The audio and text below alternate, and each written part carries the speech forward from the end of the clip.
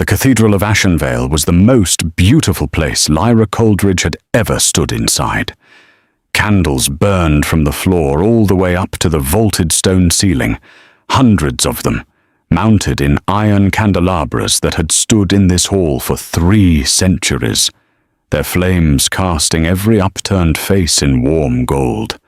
The stained glass above the altar depicted the moon goddess in her full glory, arms outstretched, light pouring through her in blue and silver and deep violet. The black marble floor reflected it all back like still water. The air held the mingled scent of pine resin, cold stone, and the formal perfume of 200 assembled nobles who had travelled from 4 rival territories to witness this moment. This moment. This specific, sacred, long-awaited night.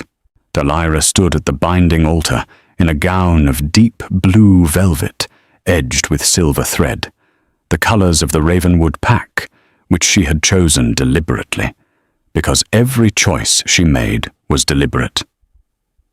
She had spent 2 years preparing for this role. She knew the Ravenwood bloodline going back 7 generations.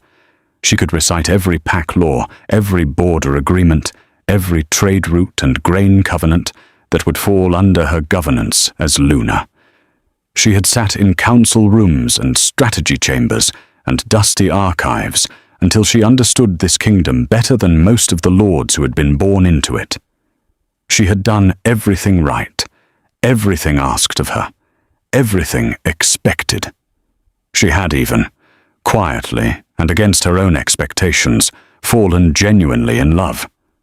Not with a title, not with a throne, with the man, the battle-scarred, a brooding, carefully honest man whose hands were currently wrapped around hers at this altar.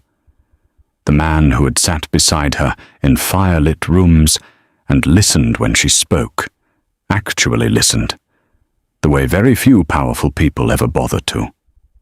The man who had a small scar along the right knuckle that he had never fully explained, and who made tea badly but tried anyway, and who, 3 months ago, exhausted from a brutal campaign and still wearing the dust of it, had looked at her across a strategy table and said something she had replayed 100 times since. She had believed him. Completely. Which made what happened next so much worse. She felt the exact moment his grip loosened. Not torn away. Not pulled. Loosened. The way you release something you no longer intend to hold. A quiet unburdening. His fingers relaxed around hers with a gentleness that was somehow more devastating than any sudden movement could have been. He let go of her hands and walked to her sister. The silence came before anything else. Not the comfortable silence of a crowd waiting for something expected. The held, airless silence of 200 people who have collectively stopped breathing because something is happening that none of them can explain and all of them understand, is wrong. Lords and ladies who had travelled from the farthest reaches of the 4 territories stood frozen in their finest winter silks and said nothing. The High Priestess, her hands still wrapped around the binding ribbon, did not move. The candles burned steadily, indifferent. Lyra watched Zaric cross the cathedral floor, or she watched with the calm of someone whose body has moved into a state beyond ordinary feeling, the way extreme cold becomes, past a certain point, a strange warmth. She watched him the way you watch a familiar road become unfamiliar. The same stones, the same path, but something fundamental shifted so that you no longer recognize where you are. He walked past her without looking back. His golden eyes were fixed forward, pulled by something she could not see and he could not resist. The alpha aura, that dense, ancient pressure that surrounded him, always like heat from a banked fire, had changed its quality. It was not commanding now, it was seeking, reaching toward something, the mate bond, the sacred thread that the moon goddess supposedly wove between two souls before they were born, or the thread that could not be broken or redirected or bargained away. She had read about it in the old texts. She had studied it the way she had studied everything else about the world she was preparing to enter. She had not imagined it would move through her own life like a blade. He stopped in front of Zelina. Her younger sister stood 4 rows back from the altar, in the guest section, wearing a gown of pale gold that she had not been told to wear, and had chosen entirely for herself. Lyra Coldridge was 22 years old, and had spent most of those years being the easier daughter, the one who laughed readily, who wore flowers in her sun-bright hair, who charmed strangers in the first 30 seconds of meeting them without seeming to try. She had spent her childhood in gardens while Lyra sat in council rooms. She had spent her youth at festivals while Lyra studied bloodlines and border laws. She stood very still now, looking up at Zaric, her cheeks flushing a warm, involuntary rose. And she did not step back. That was the detail Lyra would carry for months, not the moment of the bond activating, not the loosening grip. The fact that Zelina, her sister, who had known what this night meant, who had watched Lyra prepare for 2 years, looked at the Alpha King of Ravenwood walking toward her, and did not move a single step away. Their father reached him first. Lord Blazon Coldridge moved through the frozen crowd with the force of a man who has spent 40 years in politics and is not accustomed to being overruled. His voice carried over the silence before he had taken 5 steps. "You will not do this. This is a binding ceremony, Zaric. This is a covenant between 4 houses, sealed in the presence of the goddess herself. You cannot simply... It is the mate bond." Zaric's voice was quiet. That was the thing that silenced the hall more completely than any shout could have. Its quietness. The alpha authority underneath it was not raised or strained. It was absolute, the way gravity is absolute, the way winter is absolute, simply a condition of the world that admits no argument. "She is my fated mate. The bond activated the moment I entered this hall. I did not choose this, my lord. It is the law of the goddess, older than any treaty your house has ever signed." A pause. Every breath in the cathedral held. The alliance will hold. The Coldridge house will be honored. Zelina will take the position of Luna. The treaty stands. As if the sisters were interchangeable. As if Lyra were simply a piece that had been in the wrong position, and the board had now corrected itself. Blazon Coldridge's face went through several colors. His mouth opened. The sound that came out was the sound of a man whose fury has nowhere to go. The rage of someone who understands, in real time, that every lever he possesses is useless against an ancient law that no council has ever successfully overturned. Zaric had already turned away from him. Lyra did not watch the rest of it. She had already made her decision. Not a conscious decision, not a deliberated one, but the deep, immediate kind that the body makes when the mind is still catching up. The kind that moves your feet before your thoughts have finished forming. She gathered the heavy velvet skirts of her gown. Both hands, deliberately, the way you gather something precious before you set it down for the last time. She lifted her chin, and she walked. The cathedral was long, longer than it had seemed when she walked in on Zaric's arm an hour ago, with candlelight ahead of her, and 2 years of careful preparation behind her. It was very long now, with every step echoing off the black marble floors and every noble face she passed, either dropping away in shame or holding with the frozen, helpless look of people witnessing something awful that they cannot stop. No one followed her. No one called her name. She walked the full length of the Cathedral of Ashenvale alone, and when she reached the great iron doors at the far end, she pushed them open herself and stepped out into the cold winter night without looking back.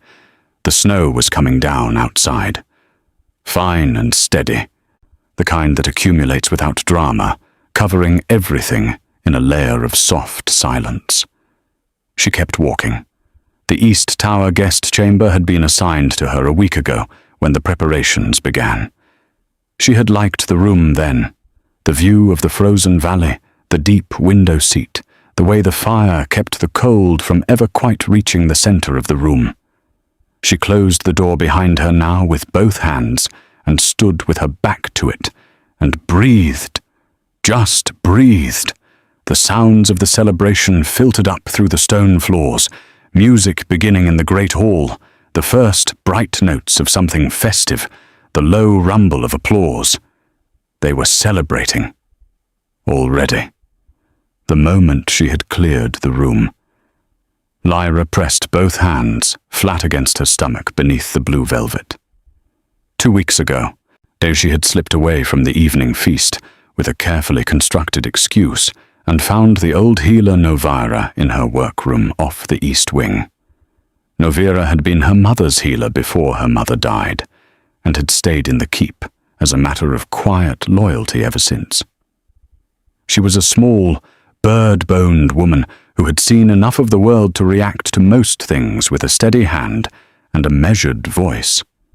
She had not been steady when she pressed 2 fingers to Lyra's wrist and went still, and then looked up with eyes that held the whole of a winter night.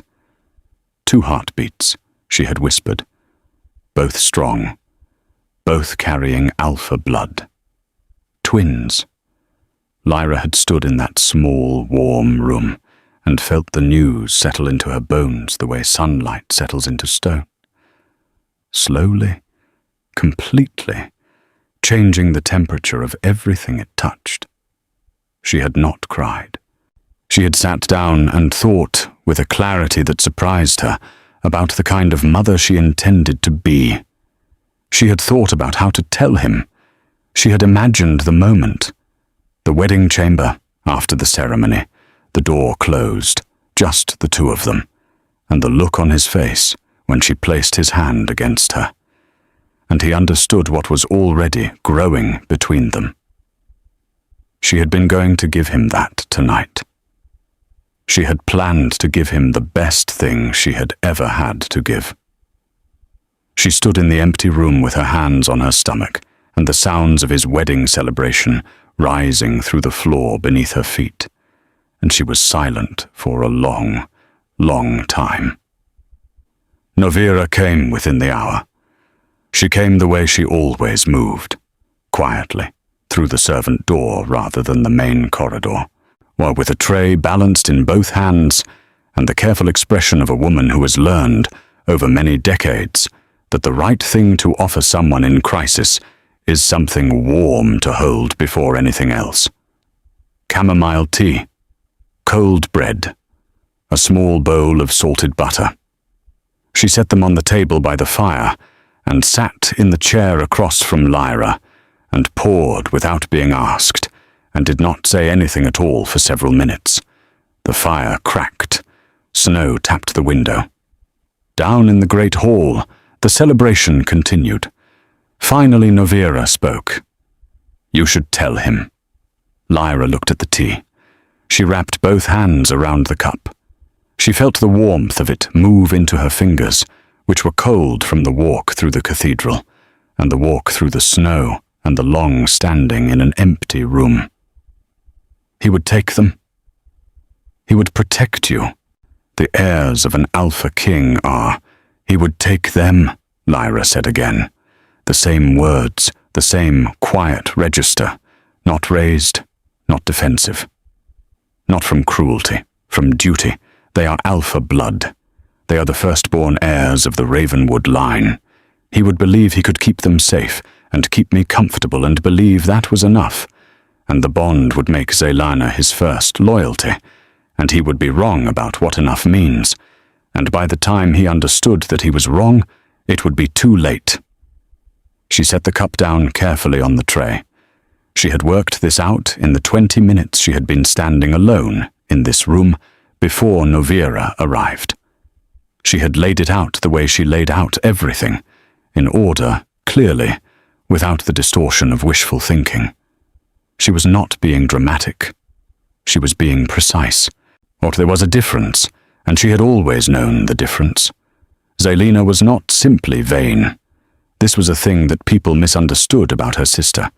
They saw the easy laugh, the wildflower hair, the effortless grace, and assumed something soft underneath. Lyra had been watching Zelina operate in courts since she was old enough to observe. And what she had seen was not softness. What she had seen was a woman who understood power as instinctively as breathing, and was entirely willing to use it. She had watched her sister stand at the altar without flinching, without hesitation, without even the decency of looking at Lyra as she left. That was not softness. That was a woman who had decided something and seen it through. And when Zelina could not produce an heir, which was not certain, but was possible, maybe likely given the healers who had whispered certain things about certain bloodlines, then Lyra's twins would exist as the shadow over her crown, older, stronger-blooded, firstborn, a claim that needed only to exist in order to threaten. Paranoid queens had always found ways to eliminate such threats quietly. History was full of them. The mate bond will hold him to her comfort first, Lyra said. Always. Not because he is a bad man. Because the magic will not allow otherwise. He will not see the danger until it is too late. I have read what fated bonds do to judgment, Novira.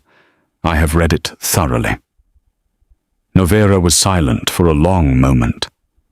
She looked at her own hands on the table. She looked like someone who wants very much to argue, but cannot find the opening. Where will you go? Lyra was already on her feet, or moving to the wardrobe. The blue velvet wedding gown came off first. She folded it with unhurried care and set it on the window seat. A strange instinct, the impulse to treat it gently, as if it still meant something, as if it were still a garment of celebration rather than evidence. Her hands were very steady. She noted this about herself with detached interest, the steadiness of someone whose grief has not caught up to her body yet. Dark riding clothes went on in its place. Wool trousers, a heavy belted tunic, a wool overcape lined with rabbit fur, boots with double-wrapped soles. She moved efficiently, without ceremony, with the practicality of a woman who had always known somewhere in the back of her prepared mind that a moment like this was possible. Her mother's voice, or from a lesson given so long ago that Lyra could not recall the season. Always have a way out, my love.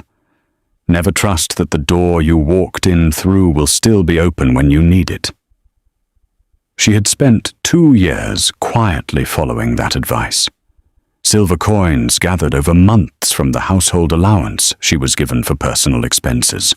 Cut garnets, 3 of them, from an old brooch she had taken apart piece by piece. A bone-handled hunting dagger, well-maintained, kept beneath the mattress with the quiet practicality of a woman who has read enough history to know that prettiness is not protection. The river Ashenvale ran 40 miles northwest of this keep. Beyond it lay the Thornwell Reaches, free territory, governed by no alpha, beyond the reach of pack law. And deep in the reaches, 3 days' hard riding from the river, there stood Stonehaven Estate. Lady Arvella Stonehaven had been saved from the ruin of her family's debts 15 years ago by a woman who had asked for nothing in return. That woman was Lyra's mother.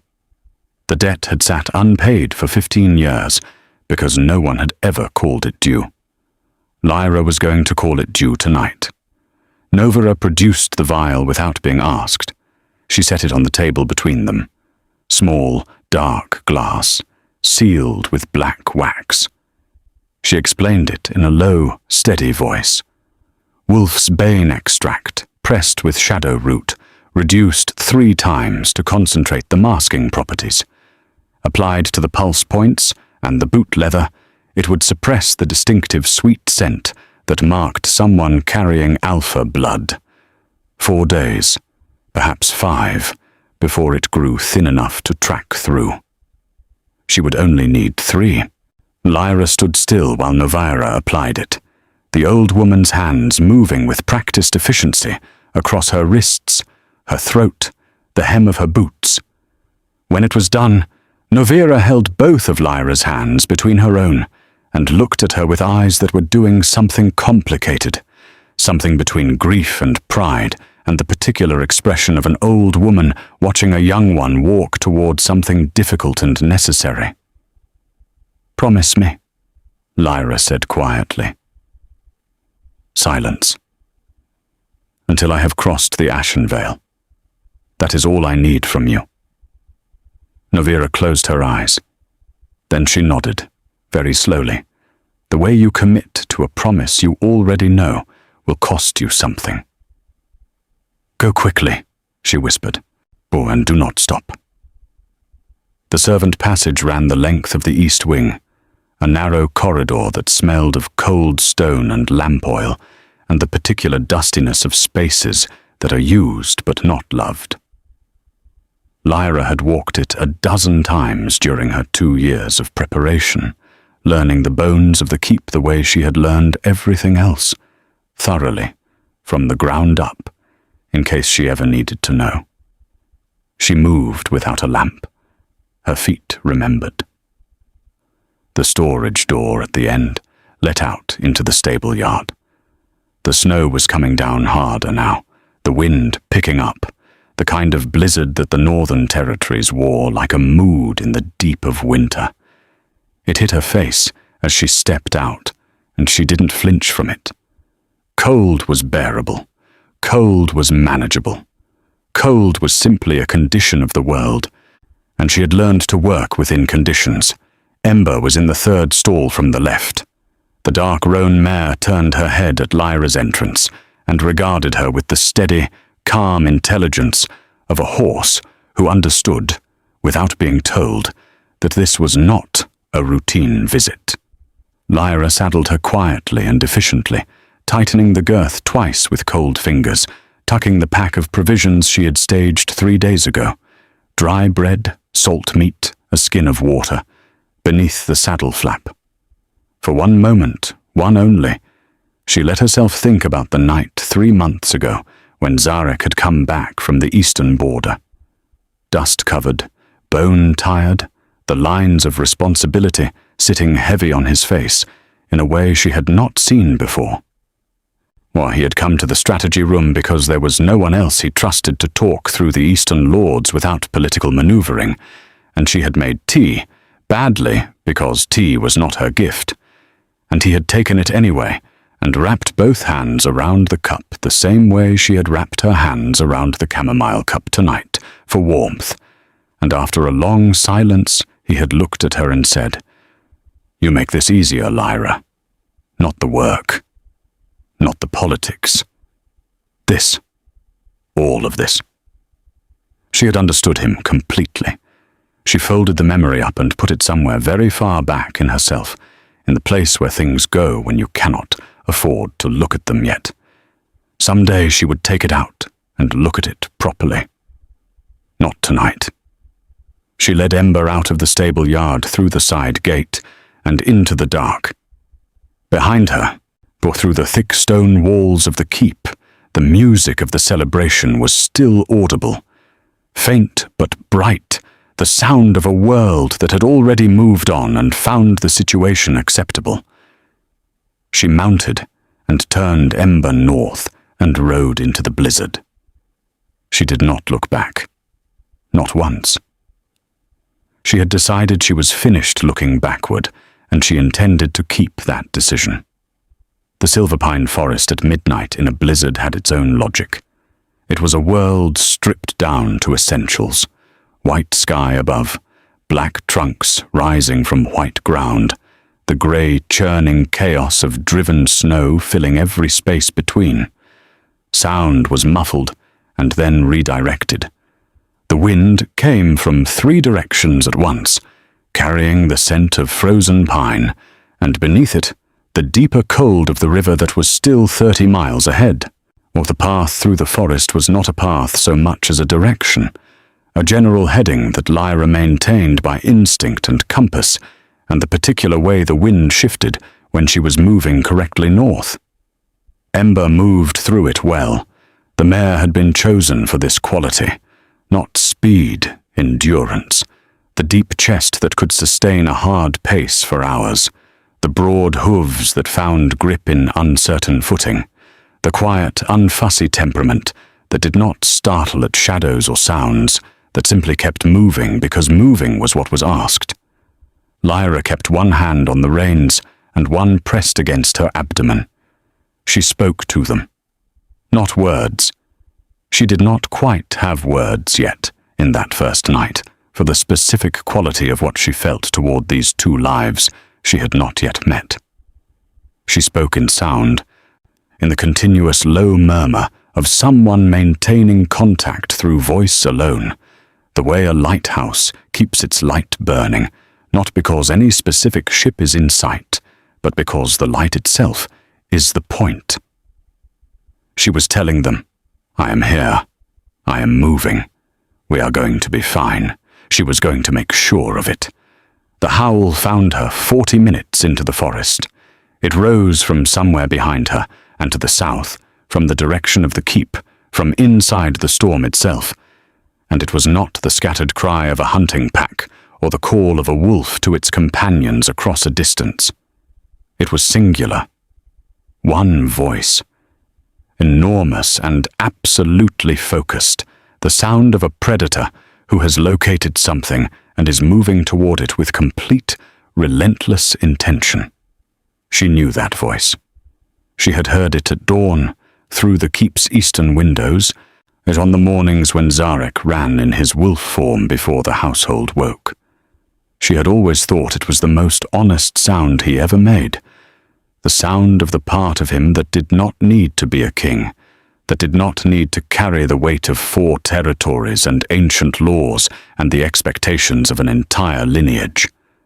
Now it was behind her in the dark, and it was hunting. She pressed her heels hard into Ember's sides. The mare responded with everything she had, surging forward into the white chaos, her hooves throwing up arcs of snow, her breath coming in great visible clouds.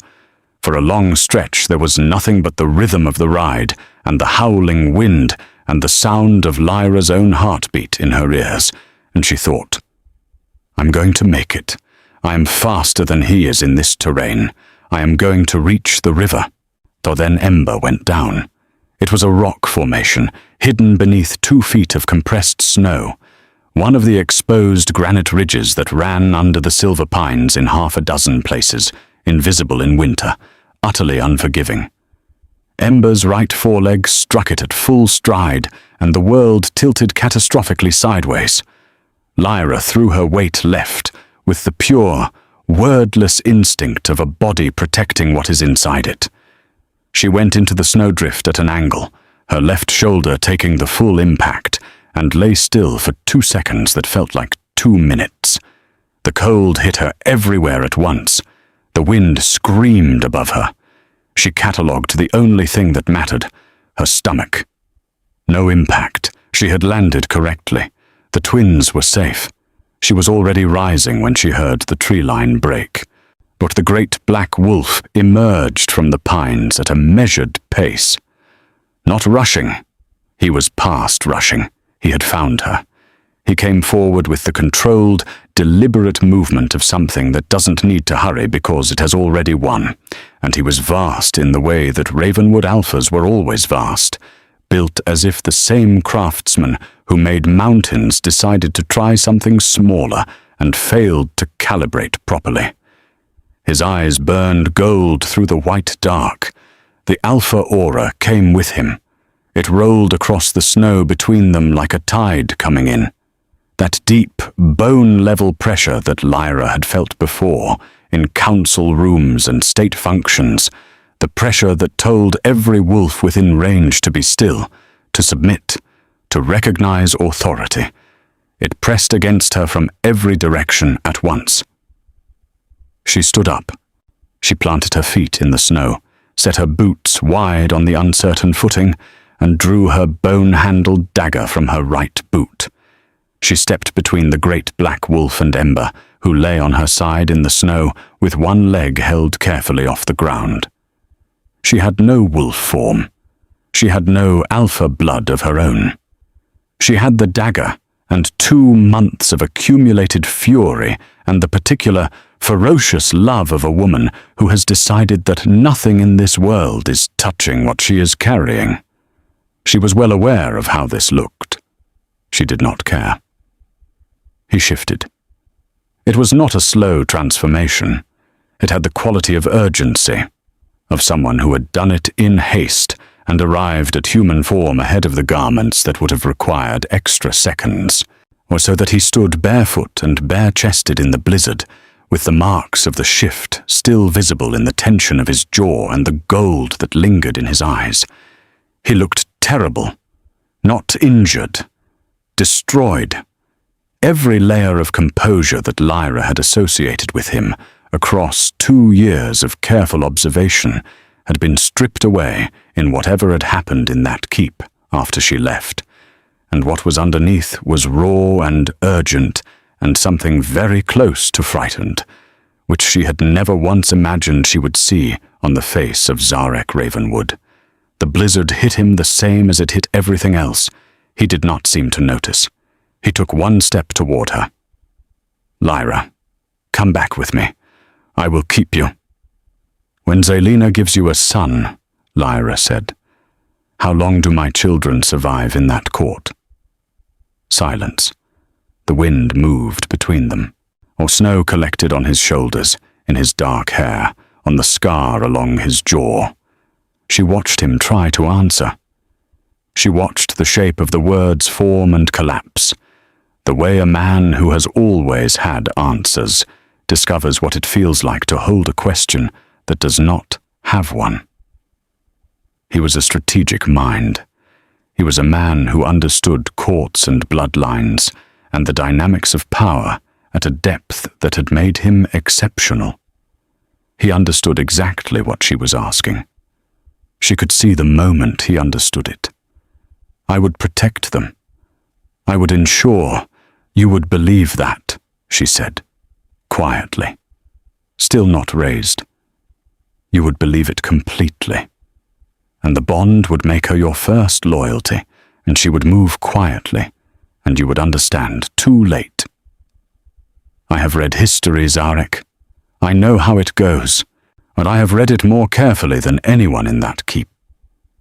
Something crossed his face that she had no name for, something that lived below the mate bond, and below the alpha instinct, and below the weight of the crown. Something that looked like a man.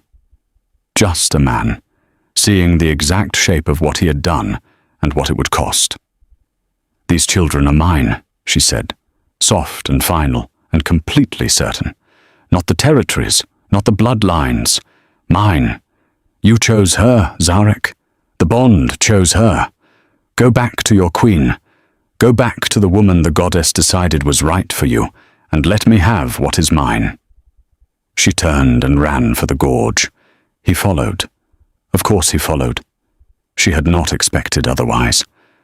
But he followed as a man, not a wolf, because shifting again so quickly after an urgent shift was costly, and she was already ahead of him on terrain she had been moving through for 40 minutes. She ran with her hand pressed against her stomach, and her other arm pumping for balance on the uncertain ground, and the river growing louder ahead of her through the trees. She heard him gaining. His stride was longer. He was faster, even in human form, on clear ground. The ground was not clear. She burst through the tree line at the top of the gorge and saw the ashen veil below, dark water moving between walls of grey ice, the surface of the shallows frozen, but the center still living, visible in the moonlight as a dark ribbon of movement between the locked banks, crossing stones somewhere beneath the snow. 40 feet to the other side, the Thornwell reaches beginning at the far bank, but where no Alpha's law reached, and no pack bond held, and no ancient magic could follow. She went down the bank without stopping. Zaric reached the bank as she stepped onto the ice. He did not call her name. He stepped onto the ice at the river's edge, 1 foot, the surface taking his weight for half a second, and then the crack began. A starburst pattern of fracture lines radiated outward from his boot in every direction, white on dark, the ice reporting clearly that it would not hold 800 pounds of lichen bone and muscle. He could not cross. She heard him stop behind her. She did not look back. She moved out across the frozen surface, carefully, feeling for solidity with each step, testing before trusting, the ice groaning beneath her with low, ominous sounds. At the midpoint, the deepest channel, of the place where the river moved fastest beneath the ice, she felt the surface flex under her weight and went to her knees instinctively, spreading herself flat to distribute the load. The cold came through her clothes in an instant, absolute and merciless. On the south bank she could hear him. She did not know what sound he was making exactly. She did not let herself identify it. She pressed her palms flat against the ice and breathed, and then she stood up and walked. 1 step, 2, 3. The ice held.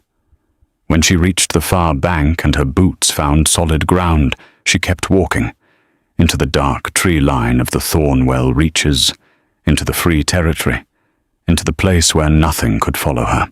Or she walked until the sound of the river faded behind her, and the trees closed in overhead, and there was only the snow and the wind and the dark. He howled. She heard it even through the trees. It travelled the way that sound sometimes travels over open water, impossible distances, the acoustics of the gorge carrying it further than physics should allow. It was not the hunting cry she had heard behind her in the forest. It was not the commanding cry of a king summoning his territory.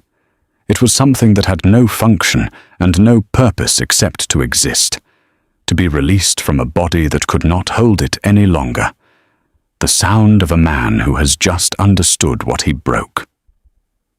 Lyra kept walking. 3 days. 3 days of riding through the Thornwell reaches, in weather that could not decide between blizzard and frost, and with Ember going on 3 legs and a half, because the right foreleg had taken damage in the fall, and needed rest that neither of them could afford yet.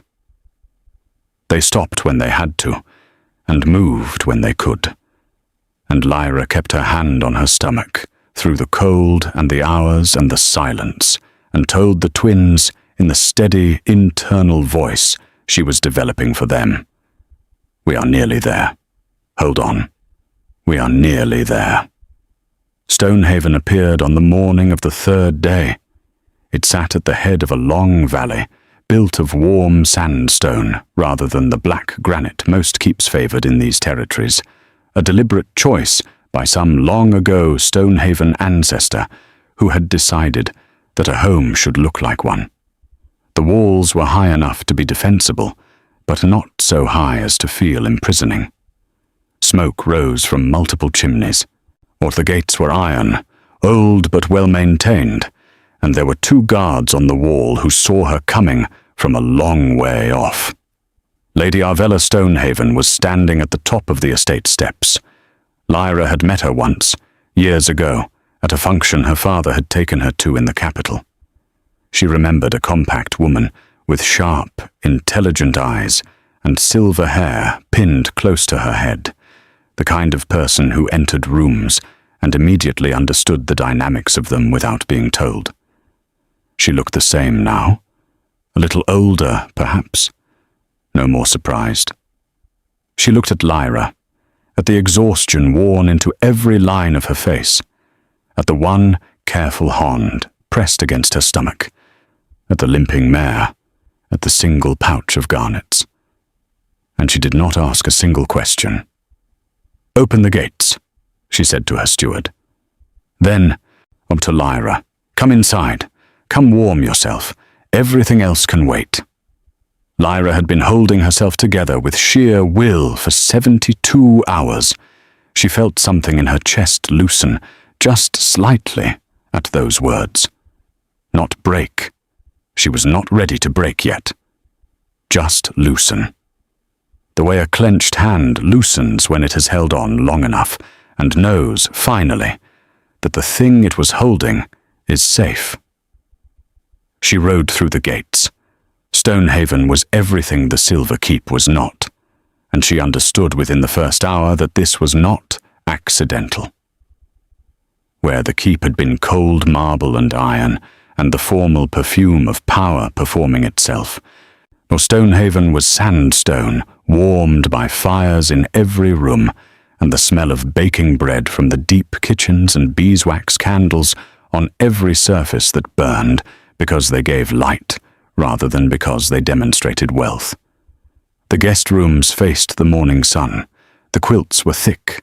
The household staff moved with the unhurried efficiency of people who were well treated and knew it. Lyra slept for 16 hours. She woke to find a tray of food on the table beside the bed, and Arvella in the chair by the window with a cup of tea, waiting without impatience. "When you are ready," Arvella said simply, "you can tell me what I need to know." Lyra told her without decoration. The ceremony, the bond, the twins, the calculations that made flight the only reasonable option. She laid it out in the same order and clarity she had laid it out for herself in the East Tower chamber, without sentiment, without appeals for sympathy, simply the facts arranged in the sequence that made their logic clear. Arvella listened without interrupting. When Lyra finished, the older woman was quiet for a moment. Then she refilled both their cups and slid one across the table. "Your mother kept my family from ruin when no one else would. She asked for nothing, stayed 15 years and never sent a bill." A pause. "The guest rooms are yours for as long as you need them. There will be no conditions and no debt language. You are not a charity case in this house. You are a guest, and you will be treated as one." Lyra looked at her hands around the cup. She thought, "This is what my mother built, or this is what it means to do good without keeping score." She had always admired her mother's generosity in the abstract. She had not known, until this moment, that she would one day be the recipient of it. "Thank you," she said. It was entirely inadequate. Arvella seemed to understand this, and accept it anyway. The weeks that followed had a quality Lyra had never experienced before. They were genuinely, quietly, hers. She woke when she wanted to. She ate what appealed to her from Stonehaven's generous kitchen. She spent her mornings helping Arvella with the estate accounts, grain ledgers, supply orders, the management of a household that functioned as a small, self-contained economy, because it gave her mind something to engage with, and her hands something useful to do. She spent her afternoons in the library, which was the best library she had ever had access to outside the Silver Keep, full of histories and herbals and the kinds of practical texts that serious people accumulated over serious lifetimes. She learned the name of every person who worked in the house. She learned the layout of the estate the way she learned everything, by walking it thoroughly, by understanding which doors led where, and which walls were thick, and which staircases were quiet. She was not paranoid about this. She was practical. Practical was what she was, and she had stopped apologizing for it. Her stomach grew. Quietly, steadily, the way things grow when they are being properly nourished. The twins made themselves known in small ways that she found she could not prepare for even when she expected them. A pressure under her ribs at odd hours, was a flutter when she laughed at something Arvella said, the occasional double kick that was so coordinated and so emphatic that she caught her breath every time. She spoke to them inwardly the way she had always been able to think most clearly, in complete, organized sentences. She told them about Stonehaven. She told them about the library. She told them about the estate's cook, a broad woman named Caven, who had opinions about everything, and was usually right. She told them, on her strongest days, that the world they were entering would be better than the one she had survived, and she was going to spend the rest of her life making sure of it. Across the Ashenvale River, in the Silver Keep of the Ravenwood territory, things were different. Kaziel had been the king's beta for 12 years, but he had known Zaric since they were boys running the same training yard, and he had spent those 12 years learning to read the king the way experienced sailors learn to read weather, not by looking at the obvious signs, but by watching the small things that most people missed. He was watching them now. Zaric did everything a king was supposed to do. He attended every council session. He reviewed every document. He sat at the head of his table and ruled on every matter that required ruling. He was present in every external way. He fulfilled every duty that the position of Alpha King of the Ravenwood Pack demanded of him. He also stood at the war table alone at 2 a.m, with the map of the Thornwell Reaches spread before him, one finger tracing the line of the Ashenvale River. Over and over, the same movement, the same line. Kaziel had seen it twice before going to bed early, and once more when he rose before dawn. He had not mentioned it. He had also, on his own initiative, begun making certain inquiries. The king had sent 2 sets of scouts into the Free Territories in the first month. Both had returned empty-handed. The trail had gone cold at the river, and the reaches offered no tracks through fresh snow and no pack bonds to follow.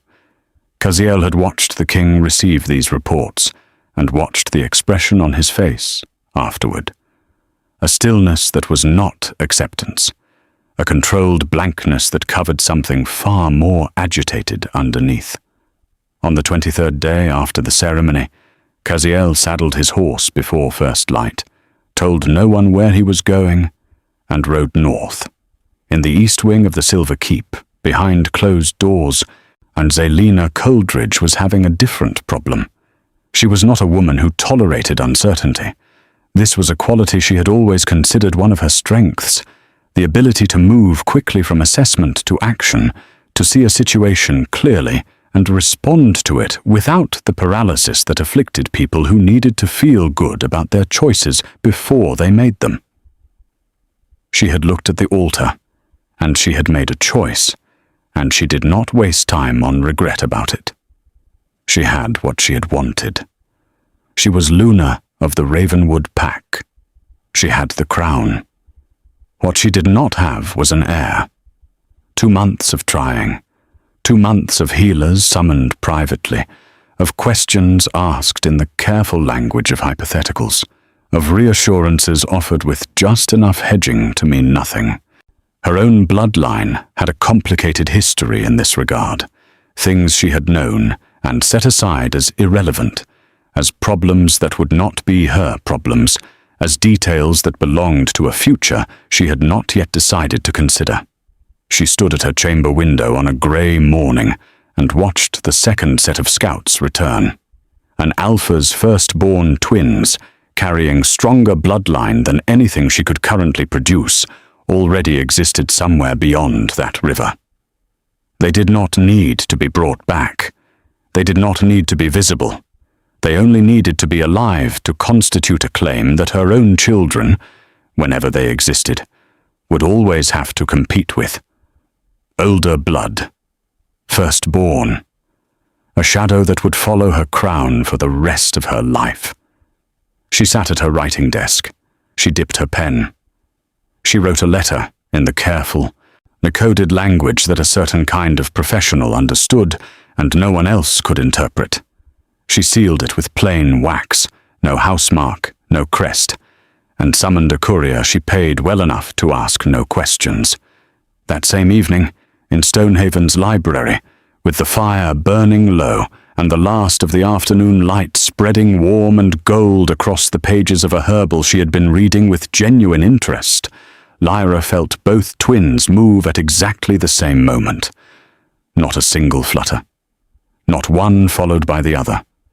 Both at once, a synchronized, emphatic flutter beneath her ribs that was so deliberate, so coordinated, so clearly intentional in its own way that she made a sound. A laugh. Soft and involuntary and completely genuine, the first real laugh in weeks. She pressed both palms flat against the curve of her stomach and felt it again.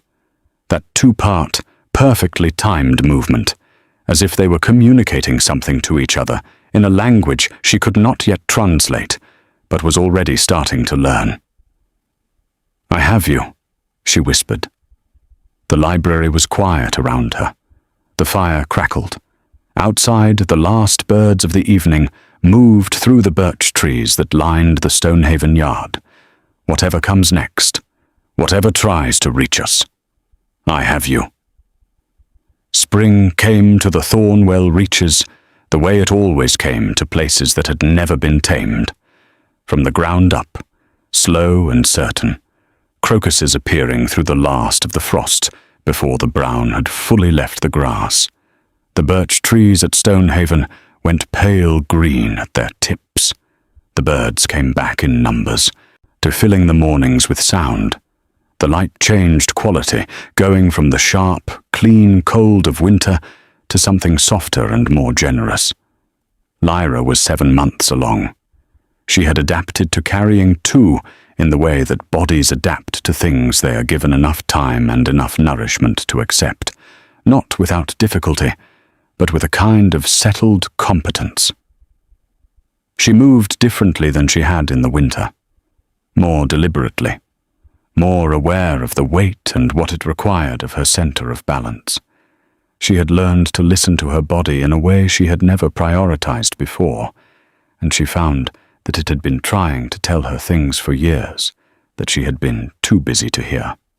On a Tuesday morning in late spring, she was in the library. The south-facing windows were admitting the best light of the day, warm and direct, now falling across the wide oak correspondence table where she had arranged 3 stacks of Arvella's estate paperwork. Respond, delegate, file. She had a cup of tea at her elbow that had gone cold while she worked, and a reed pen that kept needing retrimming, and the pleasant, settled feeling of useful occupation. She felt the wrongness before she heard anything at all. It came in through the back of her skull. Not a sound, not a sight, but a prickling awareness, a sharpening of the air. The alpha blood of the twins running through her veins had been doing this for weeks, fine-tuning her senses in small, incremental ways, as if her body understood that it was responsible for more than one life and was adjusting its instruments accordingly. She had started noticing things she had not noticed before. The specific quality of footsteps, of the difference between the sounds of a house at rest and a house holding something still. She caught it. Cold leather. Iron. And beneath that, something that had no good name, but that every animal understands. The specific chemical signature of people who have spent a very long time in the company of violence. She was already standing when the library door came in. 4 men, dark leather armor with iron half-masks covering the upper face, leaving only the eyes and the mouth visible.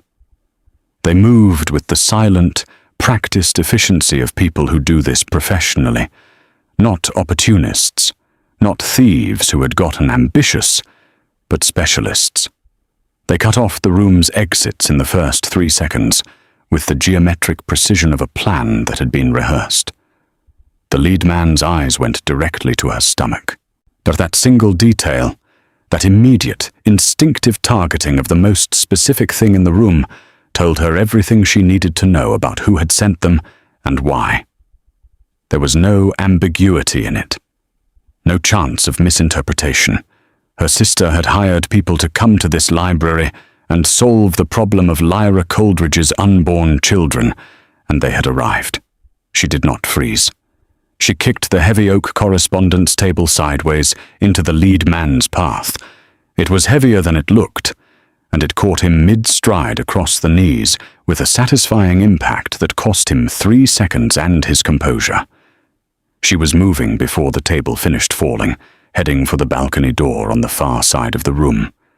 She was caught at the marble pillar. A hand closed on her shoulder from behind and drove her back first into the stone. Her shoulder took the full force of it, not her stomach. She twisted at the last second, her body making the calculation before her mind caught up, and the impact went into the shoulder and the upper back, and not into the curve of her abdomen. She registered the pain distantly, filed it as survivable, and drove her elbow backward hard into the man's ribs. Her dagger came out of her right boot. She was not trained for this. She was very clear-eyed about that fact, even in the middle of it. She was not a fighter in any formal sense, and she was 7 months pregnant, and she was outnumbered 4-1 in a library with limited exits. What she had was 2 years of learning the bones of every building she had ever occupied, and the specific or focused attention of a woman who understood that the next 60 seconds were the difference between her children having a life and not having one. She used the door frames. She used the narrow channel between the bookshelves that was too tight for a large man to move through quickly without turning sideways. She used the reading table, the floor lamp, the heavy curtains of the balcony door. She bought seconds, and bought more seconds, and bought more seconds after that, with the pure improvised desperation of someone who has run out of options except the ones she has not thought of yet. The balcony window came in. The grey wolf arrived not through the door, but through the window itself. 3 floors up, hitting the balcony rail at full speed and coming over it in a single movement that was more controlled than it had any right to be at that velocity.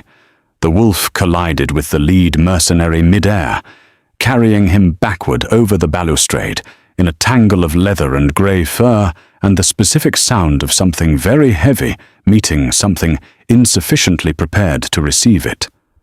A silence from below.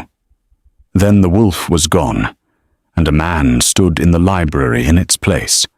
Shorter than Zaric, broader across the shoulders, with the kind of face that had been rearranged by combat a sufficient number of times that it had stopped pretending to be symmetrical. He held twin short blades with the ease of someone who considers them extensions of his hands rather than tools he is carrying. He moved through the remaining 3 mercenaries with a speed that was almost quiet, controlled, methodical, entirely without wasted movement. When it was over, the room was still. He turned to face her.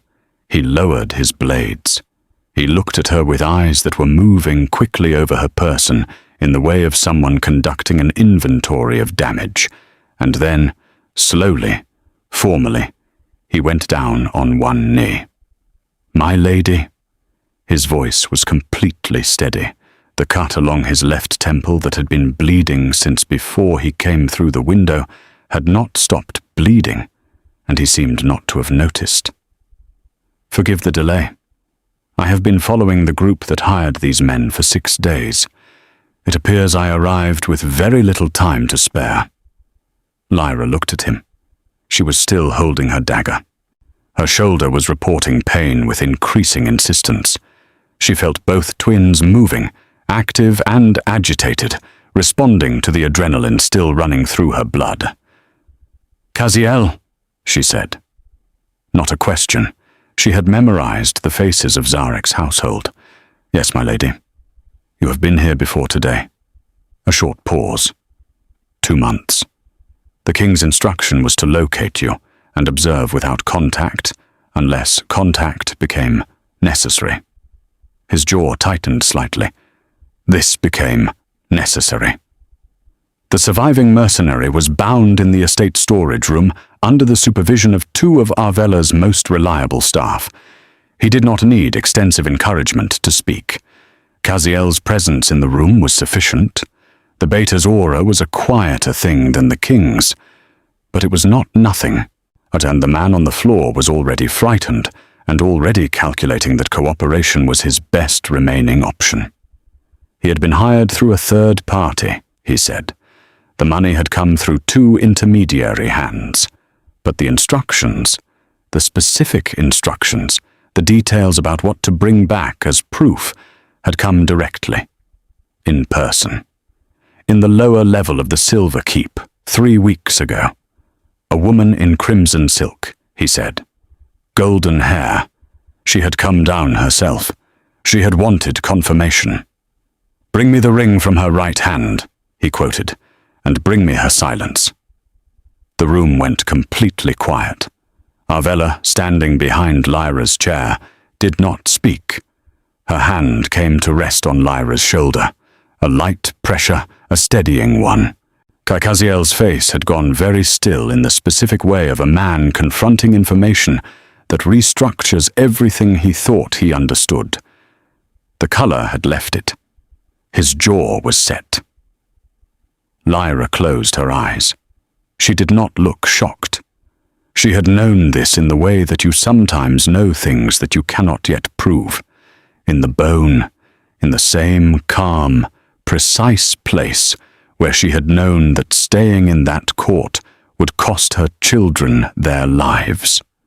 The knowing settled into her now with the weight of confirmation rather than the weight of surprise. It was worse, in some ways, to be right than to be wrong.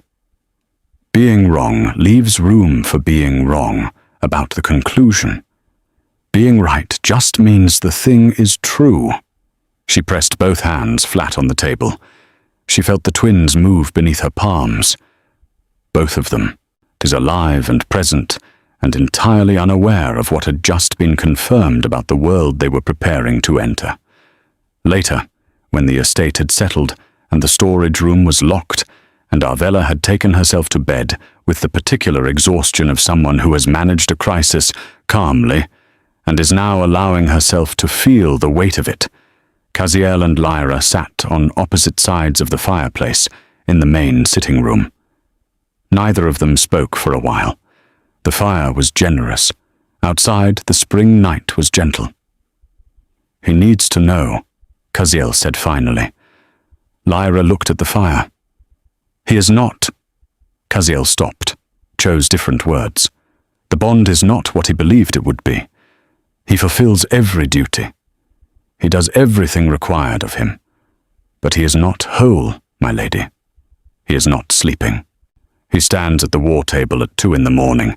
and traces the river border and does not seem to know why. She heard this. She filed it. She held it very carefully and did not let it move her yet.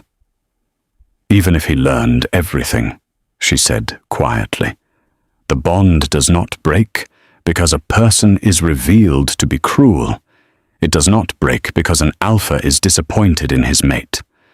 I have read the history of it.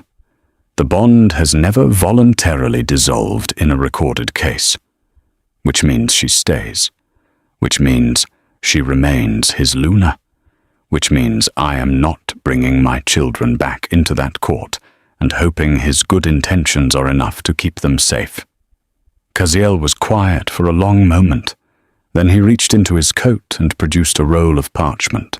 He set it on the low table between them, flat, and left his hand on it.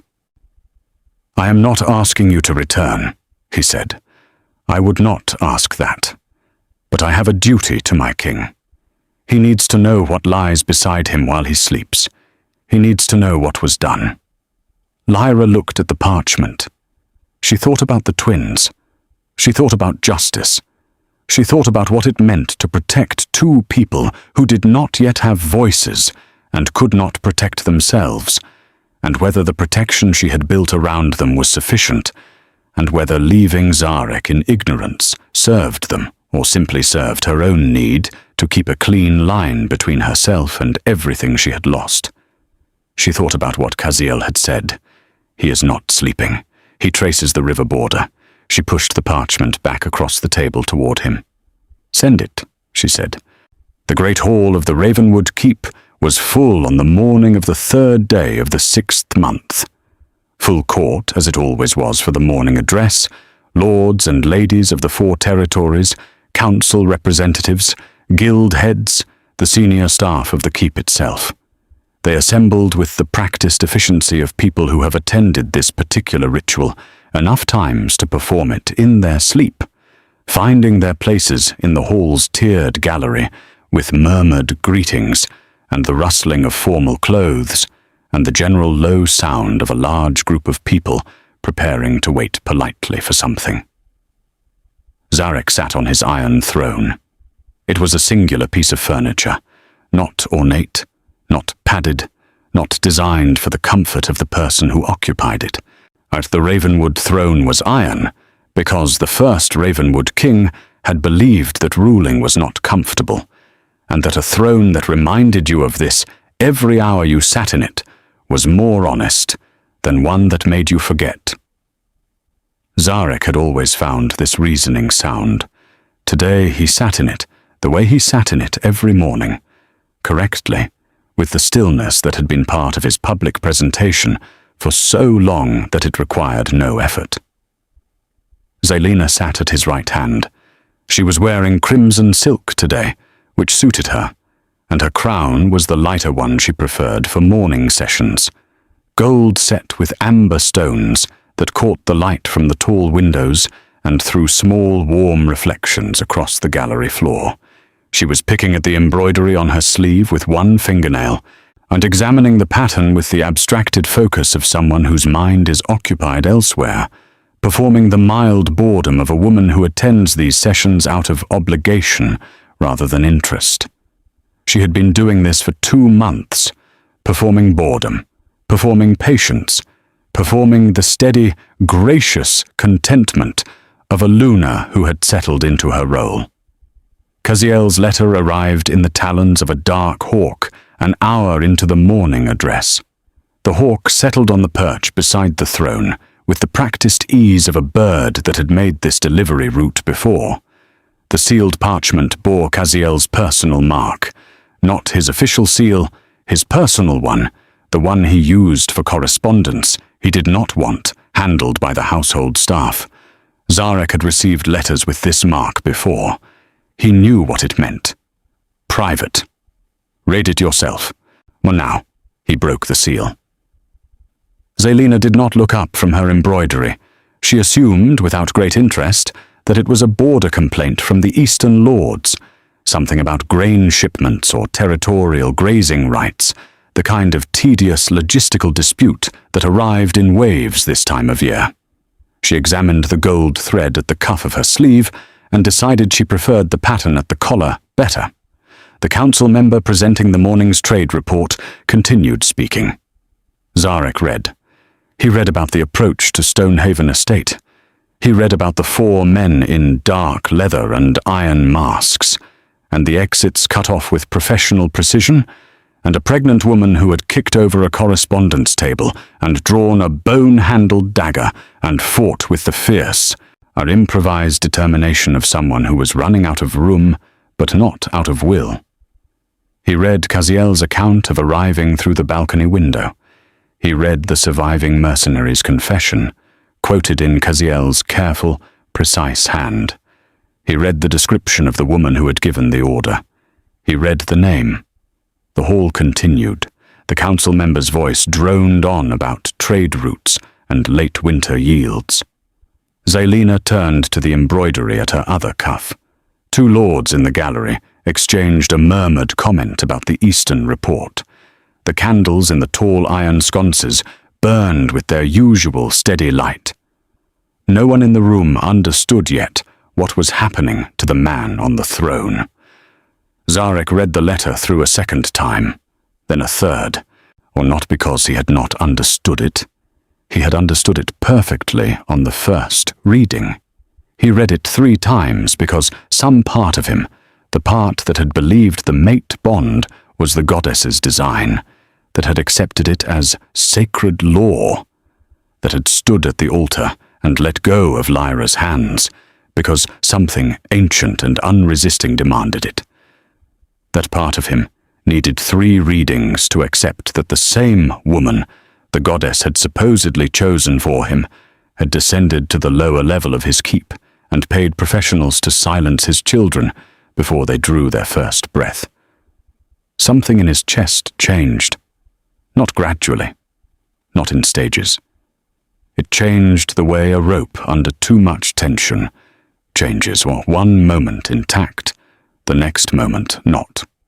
The mate bond had been a constant presence since the night of the ceremony, to a hum beneath every breath, a warmth at the center of him that had nothing to do with what he felt, and everything to do with what the magic demanded he feel.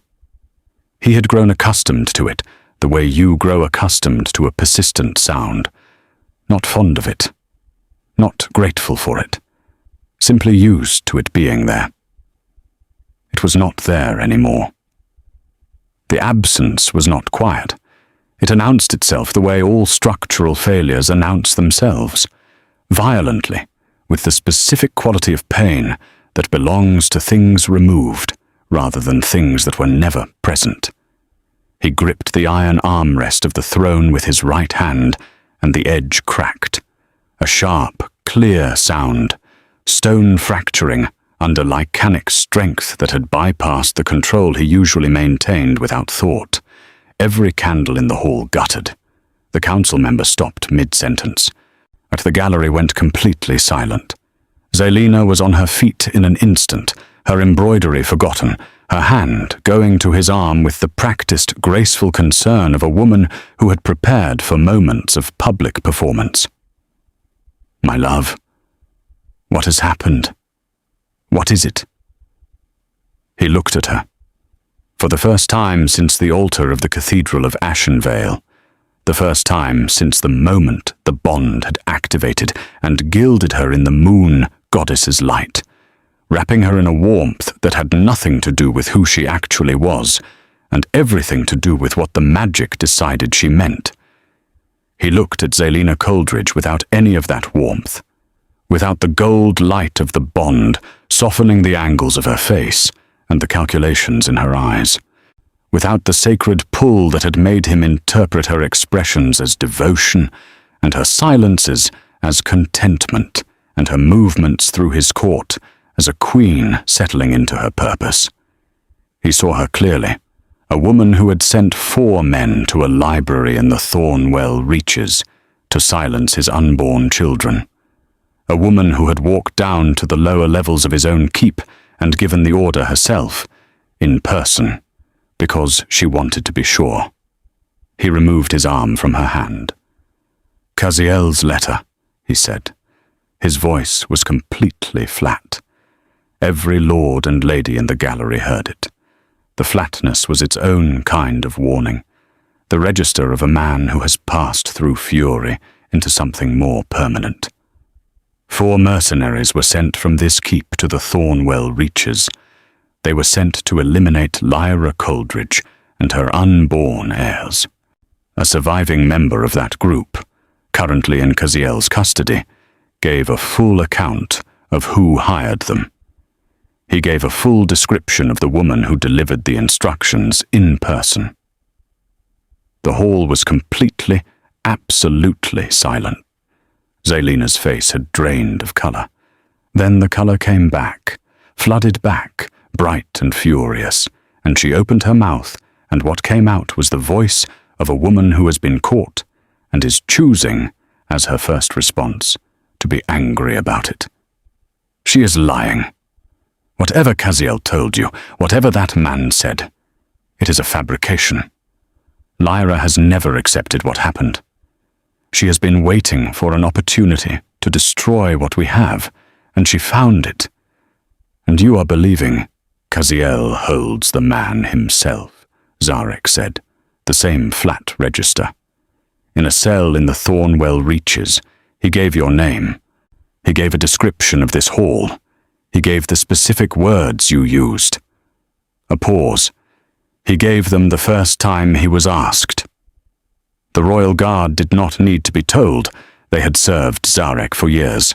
They had stood in this hall for hundreds of morning addresses and learned, over those years, to read the specific quality of the king's stillness. They recognized this one. They moved before he spoke another word. Zelina was fast. She twisted away from the first guard with impressive speed, her voice rising sharply. She was not fast enough. The crown came off when the second guard caught her. Not dramatically removed, simply displaced, knocked sideways in the struggle and then falling. It hit the stone floor with a clean, ringing sound that carried the full length of the hall and found every ear present. It landed on its side, spinning briefly, and came to rest facing upward, its amber stones catching the guttering candlelight one final time. The sound it made had a quality that everyone in that hall would remember. The sound of something ending. They took her out through the east doors. Her voice carried back into the hall for longer than seemed possible. His name over and over. The name of the man she had called her king. The name of the man she had thought would choose her over everything, because the bond demanded it. The name spoken now as a plea and as a demand and as an accusation all at once. Then the east corridor swallowed the sound, and the great hall was still again. Zaric stood. He was still trembling. Not visibly. He had enough control left for that. But internally, as in the specific way of someone whose body has just undergone something that has no medical name, because medicine doesn't typically account for the violent dissolution of an ancient magical bond. His right hand was bleeding from the cracked throne edge. He had not noticed until now. 200 faces looked at him from the gallery. He looked back at them with eyes that had been gold since the bond broke and had not returned to their ordinary color yet, and he thought about a woman standing on ice at the center of a frozen river, getting back up after falling to her knees, walking to the other side. He thought about what she had asked him in the forest. When Zelina gives you a son, how long do my children survive in that court? He had not had an answer. He had tried to form one. He had watched it fail. She had been right. She had known, not with the same clear, unadorned precision she brought to everything, exactly what would happen. And she had protected them anyway, alone, across a frozen river, with a hunting dagger, and nothing else. He turned to face his court, 2 words, spoken in the voice of a man who has passed through the version of himself that made a catastrophic error, and arrived on the other side of it, at the version that intends to correct it. Saddle Mestral. 3 weeks. 3 weeks for the formal record to be completed. The documentation of Zelina's exile, the sentence delivered before the assembled council in language clear enough to be unambiguous in any future record. Stripped of all title, stripped of all standing, consigned to the silent order of the Winterborn Wastes. Or the Winterborn Convent sat 1,200 feet above sea level on a frozen plateau in the northernmost reach of the Free Territories. The sisters who lived there didn't speak, by vow, except in prayer. They spent their days in labor and their nights in silence, and the cold was present every hour of every season, because at that altitude the cold never fully left. Zelina would spend the rest of her life there, without her crown, without her silk, without the authority she had stood at an altar and let her sister walk away from in order to obtain. 3 weeks for Kaziel to transfer the prisoner and ride home. 3 weeks for Zaric to stand in the chambers that still held the scent of someone he had seen clearly too late, and to sit with the absence of the bond, and to understand what the absence felt like. Not emptiness, more like the feeling of a room after a sustained noise stops. Not silence, but the space where the noise was, which is its own distinct sensation. He would have preferred emptiness. Emptiness would have been simpler.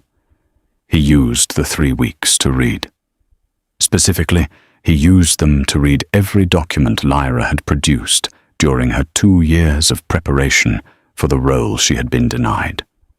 The bloodline research, the border analysis, the grain covenant reviews, the trade route assessments. He had been given most of these documents at the time and had glanced at them with the confidence of a man who had been managing these things for years and did not feel he needed to be caught up by someone new. He read them now with the full attention he should have given them then. She had been extraordinary. Or the borderline between what she had understood and what his best counsel advisors had understood was not close. She had found inefficiencies in the grain compacts that his counsels had been missing for a decade. She had identified 2 potential breach points in the eastern border agreements that no one else had noticed. She had written her analysis of the Ashbourne trade route problem in language so clear and so structured that he could follow every step of the reasoning without having to infer anything. He had been given 2 years of her best work and had not read it properly. He had not read it because he had been comfortable, and comfort makes people incurious. On the 22nd day, after the ceremony's aftermath, before first light, he saddled Mistral. Lyra was on the eastern balcony. Or it had become a habit in the final weeks of the pregnancy, rising before the household, making her way to the balcony with its view of the long valley below Stonehaven, watching the dawn come in. There was something about the specific quality of early morning light in this valley, the way it arrived in stages, first the sky going from black to deep blue, then the ridgeline catching pale gold while the valley floor was still in grey shadow, then the full warmth of it moving down the hillside like a slow tide, that she found genuinely, uncomplicatedly beautiful. She stood with both hands resting on the swell of her stomach and felt the twins moving their morning movement, less dramatic than the kicks of earlier months, more deliberate, or as if they were rearranging themselves in the limited space that remained and were being thoughtful about it. She heard the column before she saw it, not the sound of hooves.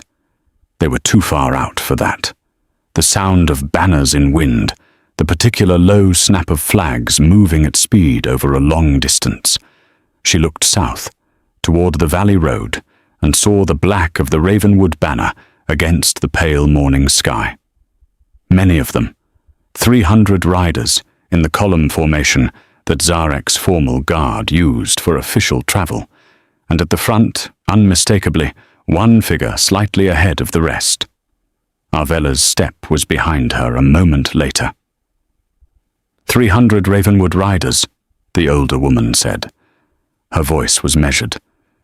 He crosses the river and comes without weapons drawn. He comes without a declaration. A pause. He comes for you, or Lyra. A long silence. Lyra looked at the column descending the valley road. She looked at the figure at its head. She thought about the altar. She thought about the river. She thought about the library and the 4 men and the confession spoken in a quiet room with Arvella's hand on her shoulder and her own hands pressed flat against her stomach. She thought about Caziel's words by the fire. He traces the river border. He is not sleeping. She thought about what it meant to leave a door open. Not wide open, not an invitation, not a forgiveness, not a surrender.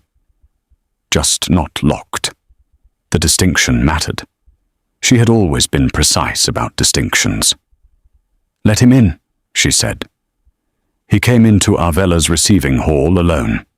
The 300 soldiers outside were setting up camp in the valley with the methodical efficiency of a force that had been told to prepare for a long stay and had accepted this without question. Inside, the hall was warm and quiet, lit by the morning light coming through the tall east-facing windows, the stone floor catching the reflections and holding them. Zaric walked through the door. No crown, no guard, no formal markers of rank of any kind. Nothing that would identify him to a stranger as anything other than a man who had ridden very hard for 3 weeks and looked every hour of it. His face was thinner than it had been at the ceremony. There were shadows under his eyes that were the specific color of sleeplessness sustained over a long period. Whilst the line of his jaw carried a tension that had nothing to do with anger. It was the tension of someone bracing for a judgment they believe is correct. He was wearing dark traveling clothes, worn at the elbows. He had not changed them before coming in. She had always found it interesting, in her 2 years of observing him, that the things he did without thinking revealed him more clearly than the things he did deliberately. The choice not to change clothes before entering was either thoughtlessness or honesty, and she had come to believe that with Zaric, those 2 things were often the same. He stepped across the threshold and stopped. He looked at her. She was seated in the wide chair by the window, both hands resting on the full curve of her 8-month stomach, and the morning light coming in from the side and catching the silver in her dark hair and the quiet authority in her grey eyes. She looked like someone who had survived a war and come out the other side, not diminished but clarified. The same intelligence, the same control, but with something added to it now that had not been there at the altar. A settled quality. The quality of a person who has been tested down to the essential and discovered that the essential is sufficient. She looked like a queen who had chosen herself. Zaric stood still and looked at her for a long time, long enough that the silence became a kind of communication in itself. He was taking her in the way you take in something you thought you understood and understand now, for the first time, with full accuracy. Then, without preamble, without ceremony, yet without any of the formal scaffolding that had surrounded every significant act of his public life for as long as he could remember, the Alpha King of the Ravenwood Pack lowered himself to his knees on the cold stone floor of Stonehaven's receiving hall, and pressed his forehead to the ground. The hall was completely, absolutely still. Arvella, standing at the room's far end, didn't move. The morning light continued moving across the floor. I was blind. His voice came from the stone, stripped of every layer that had ever made it a king's voice. The authority, the command, the carefully maintained register of a man who has never allowed himself to be uncertain in public. What was underneath was simply a person on a floor. The bond was afire, and I walked into it and let it take everything in its path. What we had before that night was real. 2 years of something real and chosen and built between 2 people who were paying attention to each other. I traded it for magic, because the magic was easier than understanding what I was giving up. A pause. I am not asking for forgiveness. I do not have the right to ask for that. I am asking only to be allowed the possibility of becoming someone who deserves it. That is all. Lyra looked at him for a long, quiet moment. She did not rush. She had never rushed important decisions, and she was not going to start now because a powerful man had put his face on her floor. "Zelina," she said. He did not lift his head. Exiled, the silent order of the Winterborn Wastes. No title, no rank, no visitors. She will spend her life in a frozen convent doing labor and praying for a crown she will never touch again. Lyra was quiet for a moment. "That is not what I was asking." He went still. "I am asking about them." Her hands moved slightly on her stomach. The gesture was involuntary, the same instinct that had guided her hands in the library, in the river, in the dark of 100 nights between the ceremony and this morning. Not about what you have done to her. Not about what title you intend to give me. Not about the soldiers in the valley, or the 300 riders, or what the court will say. About them. What kind of father will you be to 2 children who already know how to fight for their lives? Because they were inside me when the blade came and the ice cracked. What kind of father will you be to that? He looked up, for his golden eyes were entirely unguarded. There was no performance in them, no calculation, no management of impression, no careful arrangement of expression. There was only the specific rawness of a man who has been asked the question he has been asking himself for 3 weeks, and does not yet know if the answer he has arrived at is sufficient. He was frightened. She could see it clearly. Not of her, of failing the answer, of not being equal to what was being asked. "The kind that kneels," he said.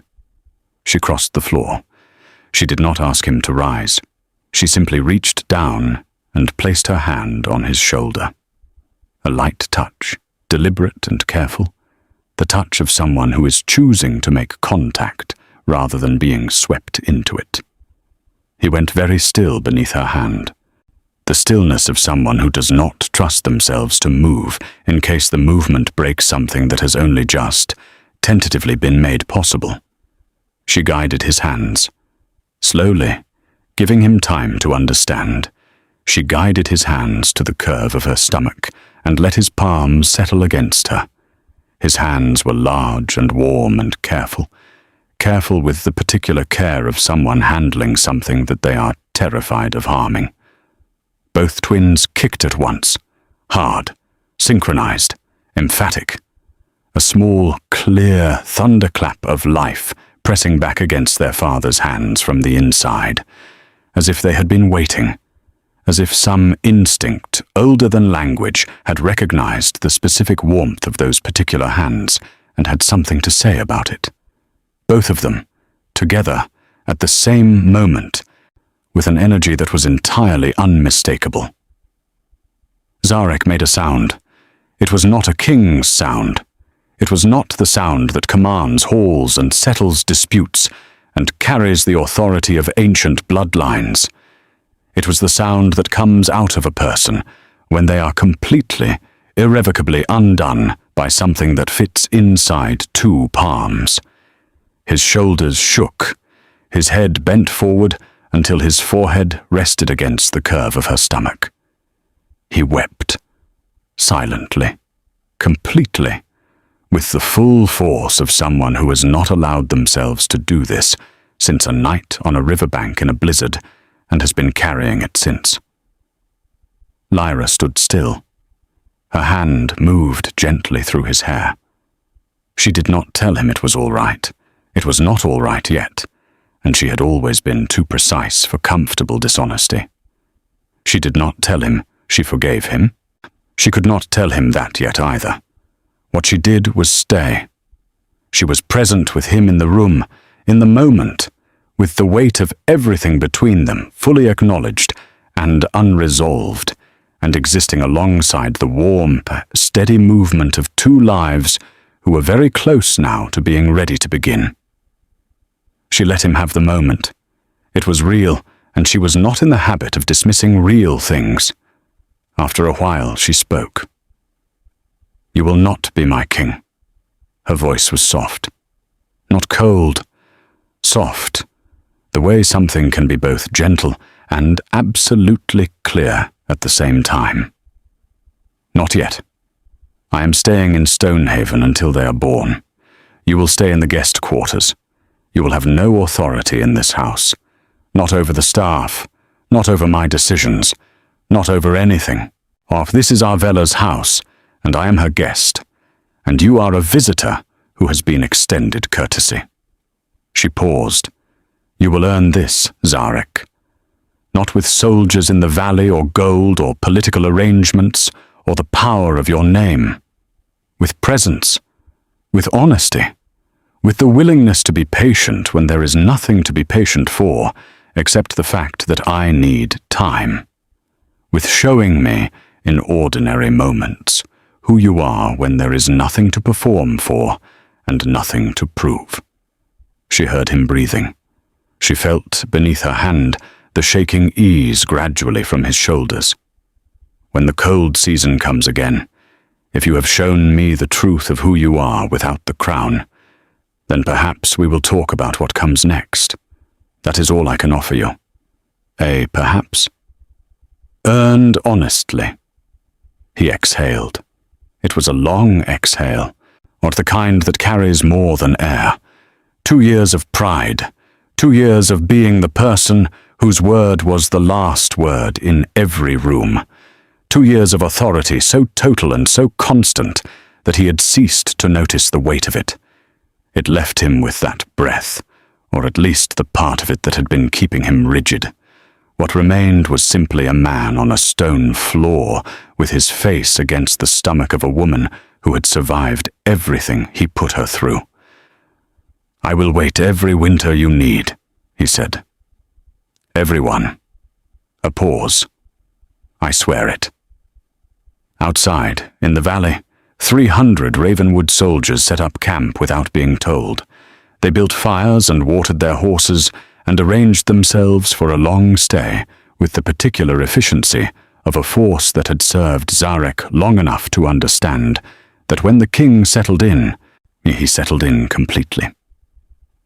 Inside the receiving hall, Lyra pulled a second chair close to hers, not facing it toward his, not arranging it for a formal conversation, but simply placing it near, at her level, in the warm morning light.